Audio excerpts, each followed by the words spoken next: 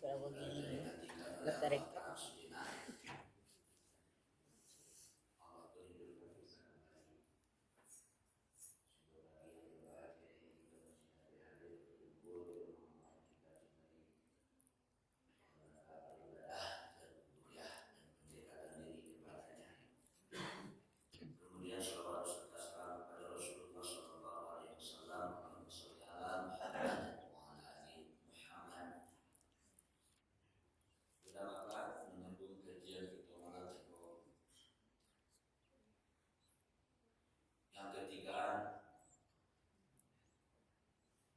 fungsi atau peran Rasulullah SAW sebagai rahmat bagi seluruh sekalian alam. Dari keturunan Nabi Allah Ibrahim ada dua nabi yang terbesar, Nabi Musa dan Nabi Muhammad, dua nabi yang terbesar, bukan godang badan bu ya, dari turunan Nabi Allah Ibrahim. Sehingga di dalam Al-Quran itu nama Nabi Musa banyak disebut. Nama Nabi Musa banyak disebut. Dari jalur Nabi Ishak, Nabi Allah Musa adalah turunan yang terbaik. Dari jalur Ishak, Nabi Musa turunan yang terbaik. Kemudian dari jalur Ismail alaihissalam, Nabi Muhammad SAW turunan terbaik, Nabi Allah Ibrahim. Sekalipun kedua beliau itu ibu dan bapak adalah utusan terbaik dari turunan Nabi Ibrahim. Dia ada dua jalur Islam. Maka walaupun Nabi Musa banyak disebut di dalam Al-Quran ibu dan bapak, diutus kepada satu kaum yang namanya Bani Israel. Kaum nan korek kapalo, kaum nan karengkang, kaum nan tak pandai bersyukur. Sampai hari ini ibu dan bapak dia tetap keras kepala. Sehingga ada orang bertanya-tanya, mungkin kita pun bertanya-tanya ibu dan bapak, mata Nasrullah, kapan pertolongan Allah itu datang? Bertanya-tanya ibu dan bapak, kaitan tanya pak, pertolongan Allah itu kan oke, tapi balik sampai kini Palestina itu marosai.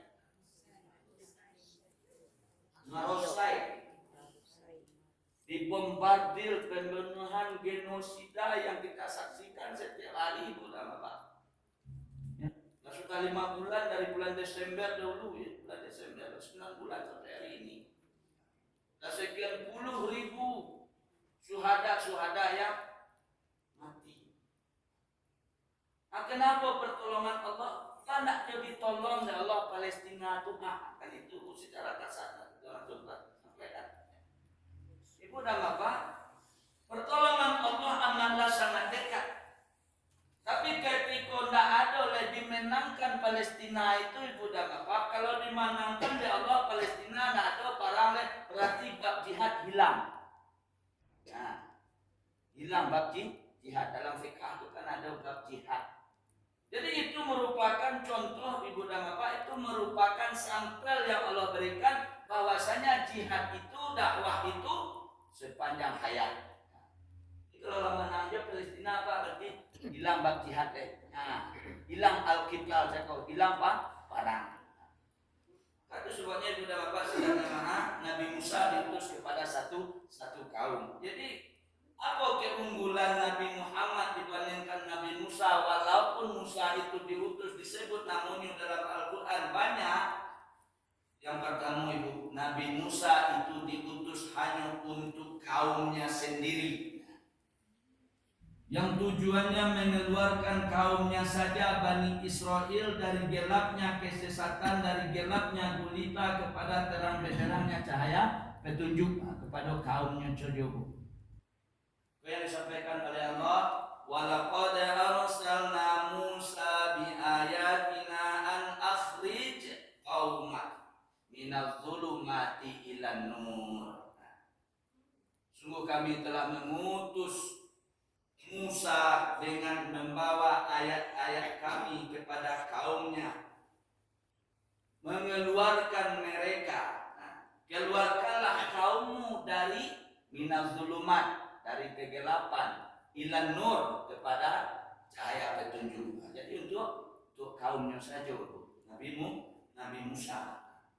Sementara Nabi Muhammad sallallahu alaihi wasallam diutus untuk mengeluarkan semua manusia. Semua manusia dikeluarkan dari gelapnya kesesatan kepada cahaya petunjuk, terang benderangnya cahaya petunjuk. Ini disampaikan oleh Allah pada maka firman Allah surah Ibrahim ayat yang ke-1. Alif Lam Mim.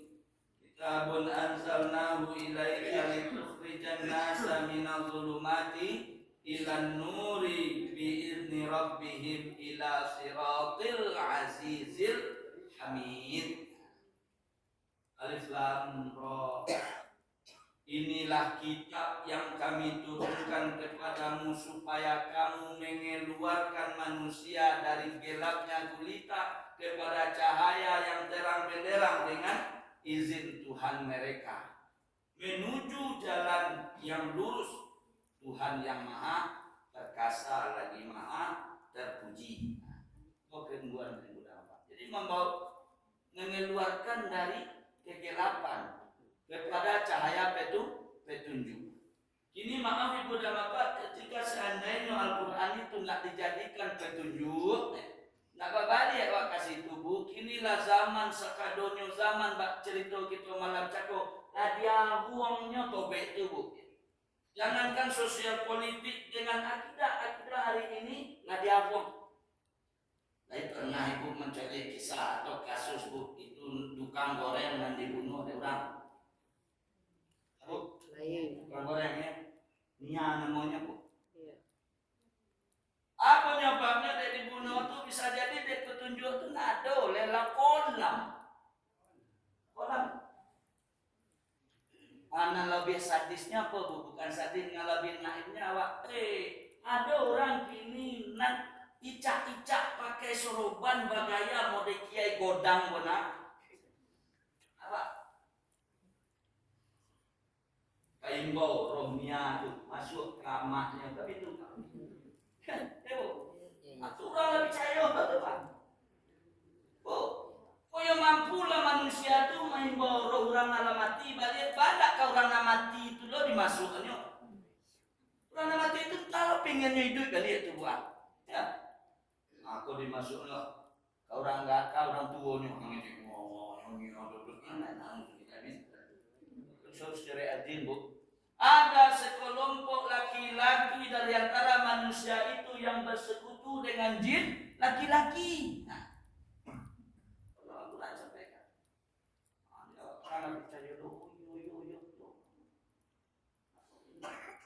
pendangkalan akidah, pendangkalan tauhid.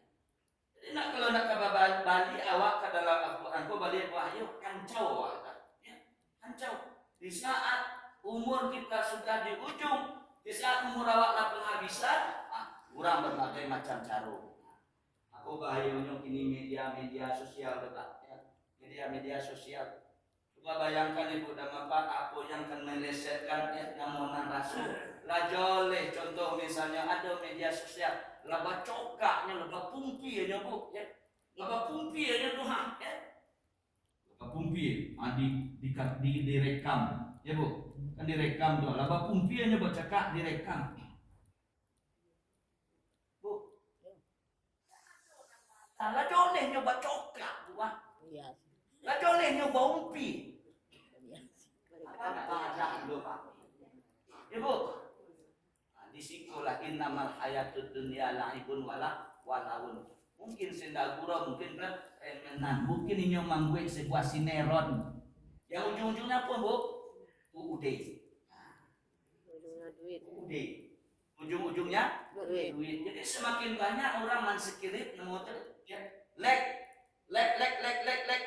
Nah ini tiga.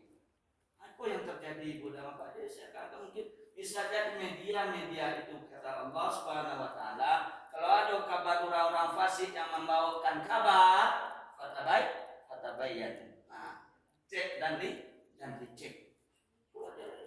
Video kekerasan itu bukan ditampilkan. Nggak ada warna malahan dulu. Laba umpian dia bercokak, lah main pisau yang tuh anak. Nah mengenai ratu tentu orang lain tuh nabo. Ya, orang lain mengenai ratu. Abang dah nyualah. Wih jam bercokak jam umpian dia. Nggak ada itu. Alah, aku lah yang utama. Uudi. Jadi ujung-ujungnya tuh duit. Apalagi pada bapak sidang jamaah yang akan membawa kepada kita kesesatan persoalan akidah. Tampillah dengan gaya yang hebat, kesopan, lalu bajangu panjang, viralkan itu Islam yang rohnia cukup. Karena kata Allah, yas'alunaka 'anir ruh.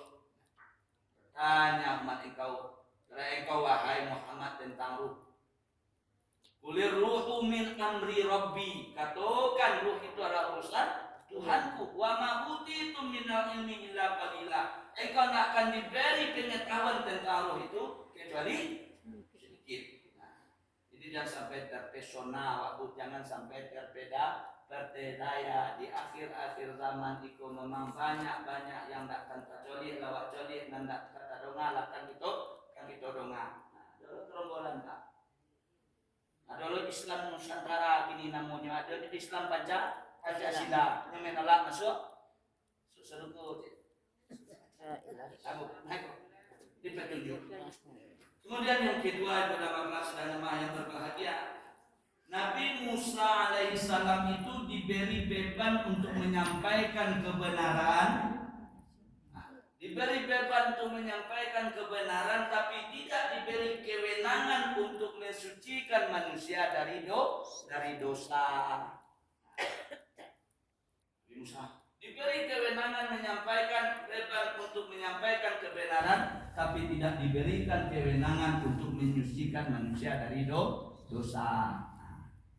Dalam surah An-Nazi'at disampaikan idhab ila fir'auna innahu tagha. Ketika Musa berdakwah kepada Fir'aun, maka Nabi Musa memintanya untuk bertaubat, mensucikan dirinya Fir'aun itu. Idhab ila fir'aun innahu tagha. Pergilah engkau kepada Musa, kepada Fir'aun, sesungguhnya dia telah melampaui batas. Fakul halaka ila antazakka. Katakan kepada Fir'aun itu, adakah keinginan kamu untuk mensucikan dirimu dari kesesatan? Wa ahdiyaka ila rabbika fatakhsha. Dan kamu akan kupimpin kepada jalan Tuhanmu supaya kamu takut. Itu dakwah Nabi Musa. Musa diberi beban untuk mendakwahkan kebenaran, tapi tidak diberi kewenangan untuk mensucikan manusia. Berbeda dengan Nabi Muhammad, ibu dan bapak. Sementara Nabi Muhammad bukan hanya diberi beban untuk manusia, mengajak manusia, tapi juga diberi kewenangan untuk mensucikan umatnya. Dalam surah Al-Baqarah ayat 51, ibu dan bapak, kama arsalna fikum rasulan minkum yaslu alaikum ayatina wa yuzakkihim wa yuallimukumul kitaba wal hikmah. Sesungguhnya sebagaimana kami telah menyempurnakan nikmat kami kepadamu, dan kami telah mengutus kepadamu rasul di antara kamu untuk mensucikan, wa yuzakkikum, mensucikan mereka. Jadi di akhir, apa salah satu rahmatan lil alamin itu menjadi rahmat Nabi itu bagi seluruh sekalian alam. Di akhir ayatnya ibu dan bapak, Nabi Muhammad SAW itu memaafkan segala kesalahan manusia. Ibu bapak, kita telah pernah mendengar kisah itu, mungkin kisah itu tidak pernah kita bosan untuk membacanya sebagai intiba bagi kita. Apa kisah ibu dan bapak? Suatu ketika Rasulullah SAW sebelum wafat, Rasulullah SAW sakit agak lama, sehingga beliau lemah. Pada suatu hari berdampak Rasulullah SAW meminta Bilal memanggil seluruh sahabat. Dipanggil seluruh sahabat oleh Bilal untuk datang ke Masjid Nabawi. Tak lama kemudian penuhlah masjid dengan para sahabat. Semua mereka merindukan ibu dan bapak, merasa rindu setelah agak lama nak mendapat tausiah dan nak dapat mendapatkan wejangan daripada Rasulullah SAW. Di atas mimbar ibu dan bapak, beliau duduk dengan lemah di atas mimbar, lemah dalam keadaan sakit, wajahnya pucat kasih dengan sakit yang tengah diderita. Kemudian Rasulullah SAW bersabda, wahai sahabat-sahabatku semua, aku ingin menyampaikan dan bertanya kepada kalian, apakah aku telah menyampaikan semuanya kepadamu bahwasanya sesungguhnya Allah Subhanahu wa Ta'ala itu satu-satunya Tuhan yang berhak untuk disembah.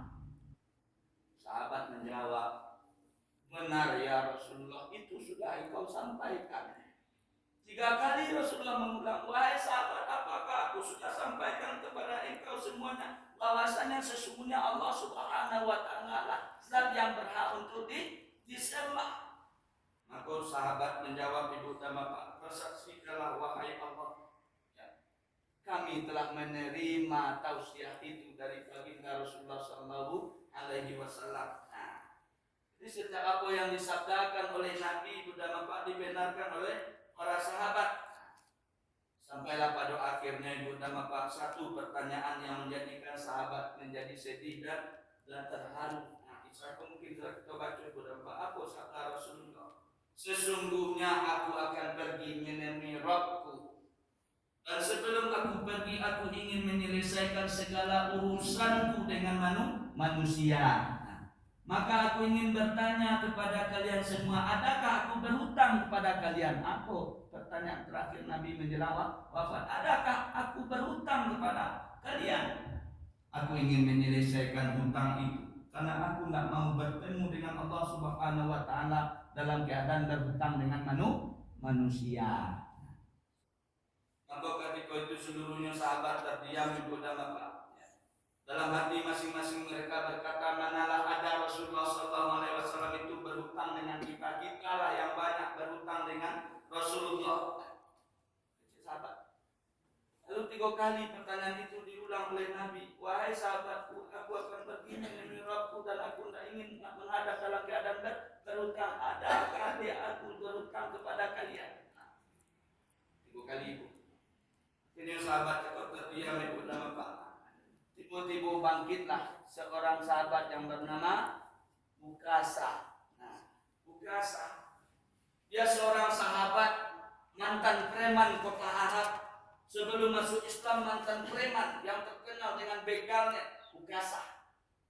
Lalu dia berkata, ya Rasulullah, aku ingin sampaikan masalah ini. Nah, seandainya ini dianggap hutang, maka aku minta engkau selesaikan. Seandainya bukan hutang, maka tidak perlu engkau berbuat apa-apa.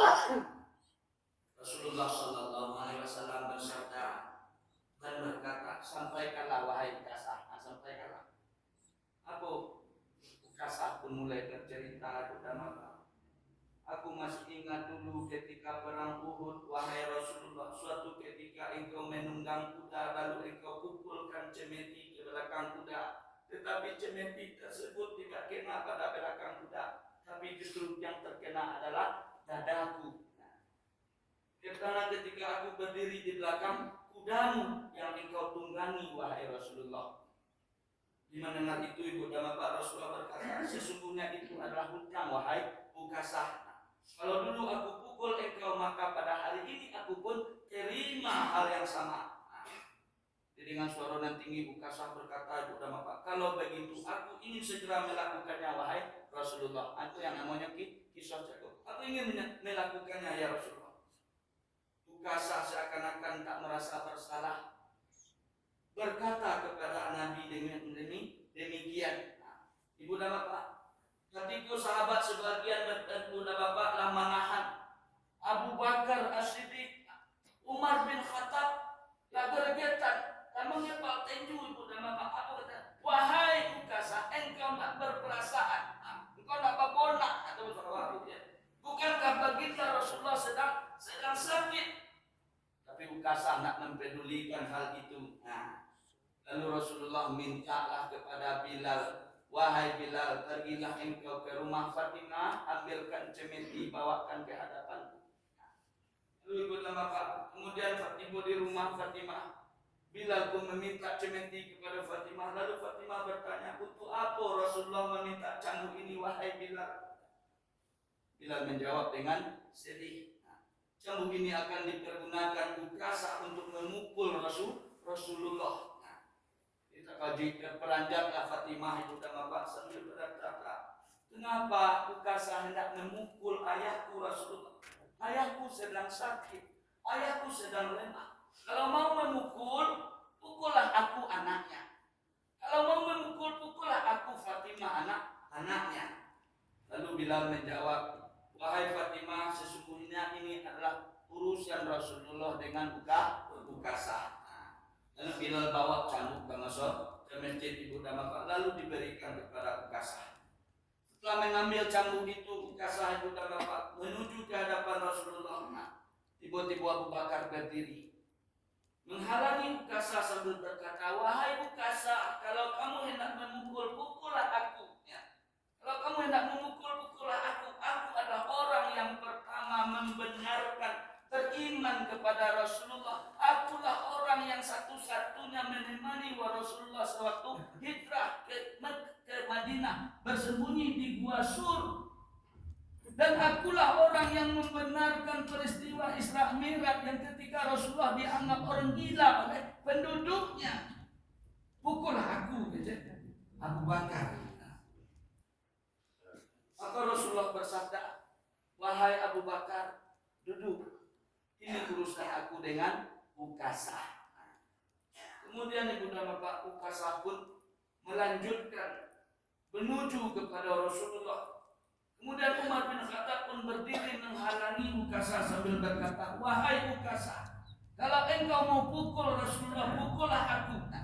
Dulu memang aku benci mendengar Nabi Muhammad, benci aku mendengar nama Muhammad. Akulah musuh yang bebuyutan Muhammad sebelum aku memeluk Islam. Tetapi karena kakak iparku atau adik iparku yang mengatakan Toha ma anzalna alaikal qur'ana litashqa, aku memeluk Islam, berserah diri dan beriman kepada Muhammad sallallahu alaihi wasallam. Sekarang tak boleh satu pun yang akan menyakiti. Kalau begitu langkahi dulu mayatku, wahai Ukasah. Umar bin Khattab itu. Maka Rasulullah pun menjawab, wahai Umar, duduk. Ini urusanku dengan Ukasah. Akhirnya Ibu dan Bapak sedang nama Ukasah pun menuju Rasulullah. Tiba-tiba tegak pula Ali bin Abi Thalib. Wahai Ukasah, kalau engkau akan memukul Rasulullah, pukullah aku. Karena darahku dengan darah Rasulullah yang mengalir itu sama-sama darah. Pukul aku. Aku menantunya Rasulullah, aku sepupunya Rasulullah. Pukullah aku. Namun Ukasah Ibu dan Bapak sampaikan oleh Nabi, wahai Ali, duduk. Ini urusanku dengan Rasulullah. Akhirnya Ibu dan Bapak, ketika Ukasah menuju Rasulullah hendak memukul, tiba-tiba berdiri pula lah dua cucu kesayangan Rasulullah SAW, Hasan dan Husain. Apa kata mereka? Wahai paman, pukullah kami paman. Kakek kami sedang sakit, kakek kami sedang lemah. Pukul saja kami wahai paman. Sesungguhnya ini kami adalah cucu kesayangan Rasulullah. Dengan memukul kami berarti engkau telah memukul datuk kami, wahai paman. Pukul kami, kata Hasan dan Husain. Lalu apa jawaban Rasulullah? Wahai Hasan dan Husain, cucu kesayanganku, duduk kalian, karena ini urusan aku dengan Ukasah. Lalu Ibu dan Bapak, Rasulullah orang yang terbaik meminta sahabatnya untuk duduk. Kemudian Rasulullah SAW telah duduk. Disampaikan Ukasah berkata lagi, wahai Rasulullah, tidak ada orang menghalangi lebu. Ukasah pun berkata, wahai Rasulullah, ketika engkau memukul aku dulu, aku tidak pakai baju. Aku memukul, aku tidak pakai baju. Akhirnya Ibu dan Bapak mendengar itu, sahabat Cakula semakin geram. Nah, tiba-tiba Ibu dan Bapak Rasulullah buka baju.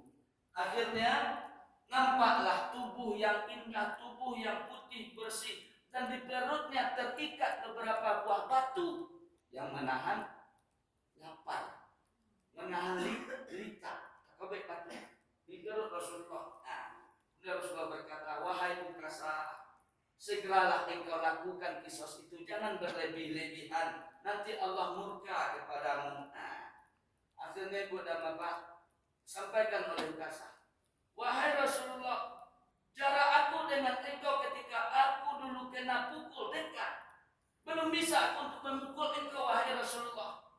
Akhirnya mendapurlah Rasulullah Ibu dan Bapak mendekat Rasulullah. Baru saja Rasulullah mendekat, Ukasa pun rangkul Rasulullah. Dia peluk Rasulullah SAW oleh Ukasa sambil berkata, ya Rasulullah, ampuni aku. Ya Rasulullah, maafkan aku ya Rasulullah. Mana ada orang yang mampu akan menyakitimu, mana ada orang yang sanggup menyakitimu wahai Rasulullah. Ya.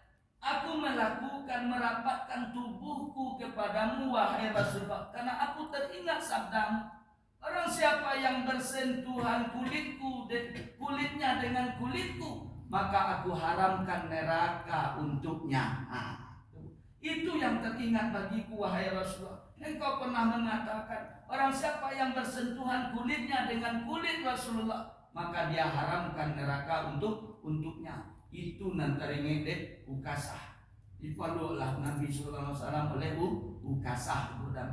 Akhirnya disampaikan oleh Rasulullah kepada sahabatnya, wahai para sahabat, kalau kalian ingin melihat siapa penduduk surga, dialah Ukasah. Sudah Bapak, jadi dari kisah itu Ibu dan Bapak sedang rumah yang berbahagia, Rasulullah memaafkan kesalahan manusia sekecil apapun kesalahannya itu. Ibu Dewa, Ibu dan Bapak, ketika ajallah datang Bu, tadi sholatkan ke masjid Bu ahli waris pun memintakan maaf.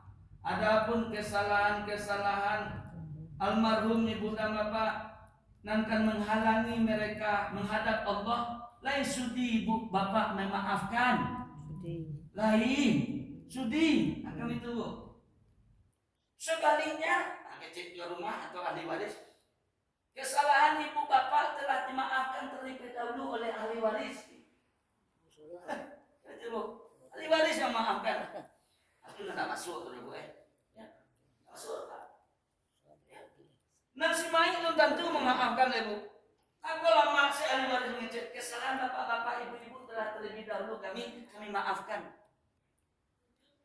Jadi permohonan maaf itu menyebut dengan lisan yang ikhlas dari dada yang paling dalam masyarakat. Kadang-kadang dalam WA saja Bu, maafkan kesalahan almarhum. Ya, maafkan kesalahan kami. WA saja, share. Memohonkan maaf itu adalah fa'fu wasfahu. Ambo ke bautang ko dulu maafkan bautang 2000, bautang 2000 lain namun maafkan begitu. Ada ikrarnya, ya. Ada ijabnya, ada kabulnya. Aku lagi Bapak sedangnya yang berbahagia memaafkan kesalahan walaupun seberapapun kecilnya kesalahan manusia itu. Oleh sebab itu Ibu dan Bapak sedangnya yang berbahagia. Kemudian yang ketiga Ibu dan Bapak, Rasulullah SAW pun diberikan oleh Allah empat obat atau 4 kunci untuk umatnya, sementara Nabi Musa hanya 2. Al-Quran pertama sebagai buta petunjuk, yang kedua sebagai rahmat. Tetapi Rasulullah SAW diberikan oleh Allah untuk umatnya Al-Quran ini berfungsi sampai yang pertama sebagai mau'izah. Qad ja'atkum mau'izatun mir rabbikum, surah Yunus ayat 57. Maka sudah datang kepadamu wahai manusia Al-Quran itu sebagai mau'izah, pelajaran. Kemudian sebagai syifa, obat. Yang ketiga rahmat. Yang keempat baru huda ompe bu. Nah, ini ibu dan bapak ampe petunjuk ikolah. Itu kembalikan ibu dan bapak. Sehingga ada hal-hal yang tak berkenan dengan petunjuk itu. Hari ini ibu dan bapak sedang jamaah yang berbahagia. Orang berpacu-pacu menuju kursi kekuasaan. Apapun caranya, apapun metodenya, apapun strateginya, tak peduli bagi mereka apakah halal, apakah haram, yang penting dinyo tujuan tercapai. Nah, tujuan tercapai. Maaf ibu dan bapak para tu, innal mubadzirina kanu ikhwana syayatin. Sesungguhnya perbuatan mubazir itu perbuatan setan, Pak. Ratu ibu dan bapak perbuatan mubazir. Ya, sogok menyogok lana rosi walal murtasi finnar. Orang yang menerima sogok, memberi sogok neraka. Jadi tujuan awak ibu dan bapak ya, berhati-hati gitu dan waspada gitu dengan jebakan-jebakan iblis ini ibu dan bapak ya. Jangan sampai tergelincir, jangan sampai awak terbawa harus dengan percaturan-percaturan yang tidak berdasarkan petunjuk daripada Al-Quran. Nah, coba bayangkan bu, matematika bingung selawe tong bagi gue pak. Bu, belajar matematik bingung ya bu, matematik bingung. Nah, matematik bingung, matematik bingung. Duduk dalam sebuah kekuasaan. Taruhlah Pak Pati, Mak Pati, wali kota, bu, undang-undang mengatur itu gajinya 8 juta ya pak. 8 juta ibu ya. Taruhlah dengan penghargaan yang diberikan dengan yang memikirkan rakyat diberikan kepada mereka finansial. Taruh sebut 25 juta. 25 juta ya bu. Itulah banyak bu, 25 juta. Setahun berapa? Hah? Setahun berapa? 300. 5 tahun? 1,5. Ya bu ya? 1,5. Nah, modal yang dibutuhkan sebelum duduk berapa? Untuk diserak-seraknya 2M ya Pak. Tekor itu atau rugi bu? Untung atau berapa?